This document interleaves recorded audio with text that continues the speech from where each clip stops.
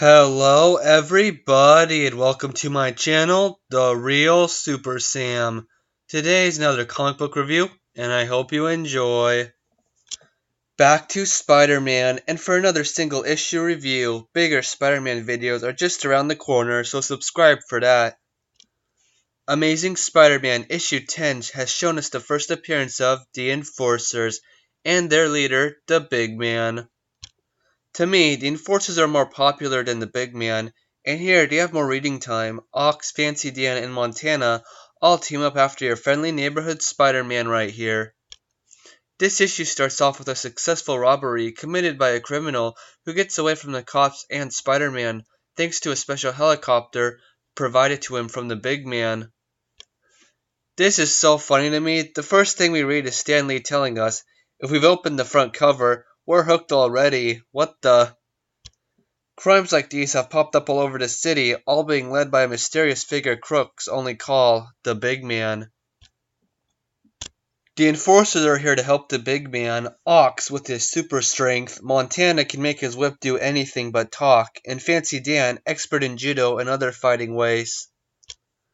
Where is Spider-Man in all this? Well, his Aunt May is sick from the last issue and needs a blood transfusion, and Peter Parker is going to give it to her. He does worry about what his spider powers will do, but he just does it anyway without thinking into this much at all. This blood transfusion is important in a future issue. We meet this reporter at the Daily Bugle, Frederick Foswell, and he asks Jameson if he's sure Spider-Man is the Big Man, so he doesn't mess up like last issue with Electro. But Jameson yells at him and tells him to go away. Betty Branton gets hassled by the Enforcers, and Peter goes over to defend her. Her brother has once owned the Big Man. Because of this, Pete is going after them. His plan being to tell everyone at school he knows who the Big Man is. People believe him because he is so smart. Flash Thompson does something surprising and warns Peter for his safety to stop talking about the Big Man or the Enforcers will get him. It's very character building, and I guess Flash Thompson isn't an evil guy after all. Eventually, Pete does get captured and brought to the Big Man when another surprise hits him, that the Big Man knows who Peter Parker is also. Does he know Pete's Spider-Man? Clearly not, and before the Big Man can see Parker, Pete changes into Spider-Man and attacks the Enforcers. This was a better story than I remembered, I guess because the supervillain of the issue wasn't so good, and this fight at the end is a better read. The Big Man's identity is a mystery. A common story with Spider-Man in the early days is having a mystery of who is behind all these crimes and who is behind the mask. Spider-Man doesn't usually find out who the villain is until the end of the issue, except like Green Goblin, for example. It's a funny moment when the Big Man is revealed because Spider-Man suspects that the Big Man is J. Jonah Jameson. When the police walk in on him and Foswell, Spider-Man suspects that they got their guy. They're taking Jameson to jail. At the end, we see it was a little quiet Foswell who was the Big Man, and he gets taken to jail. Wow, how did someone like him get in contact with the Enforcers and all those other gangs? It's never explained, so it is a little plot that falls apart when you think about it.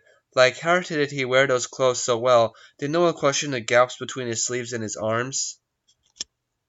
I agree with what I hear. Big Man kind of looks like Falseface from Batman 1966. Falseface and the Big Man both have blank masks that they wear covering their entire face so you can't see underneath. I wonder if they got the inspiration for Falseface from here. The Enforcers are some of the lamest super, if I can call them supervillains, for Spider-Man. They are a funny gang at the best, even today. So, on the cover, it tells us that we will see why JJ hates Spider-Man. It's because Spidey represents everything Jameson is not.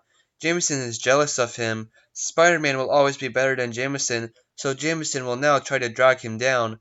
I like how he says that Spider-Man is a hero, that he actually knows Spidey is doing good for the people. It's almost a role he plays now. I like when the Big Man is sort of, not really, what defends Spider-Man, and he tells Jameson that Spidey didn't do anything criminal. I like his reason more in the 90s cartoon, that someone behind the mask killed his wife, so now he hates people behind masks. But in comics, Jameson doesn't hate people like Captain America or Daredevil, even though they do the same thing, so it mostly does work here. Spider-Man pulls a Batman to scare a crook into telling him where the Enforcers are. It's a cool moment and the first time Spider-Man interacts with someone like this. A little fact, maybe it's a fact, I want to say, it is that this is the original cover. This cover looks way better in my opinion. It was probably not used because the big man was holding a gun, and it wasn't Comic Code approved. 7 out of 10. It's amazing back in 1960 that just the first 10 issues of Spider-Man established a huge A-list rogues gallery for him already.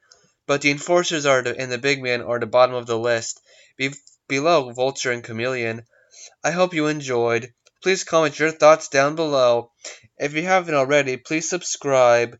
Bye guys, and have a good day.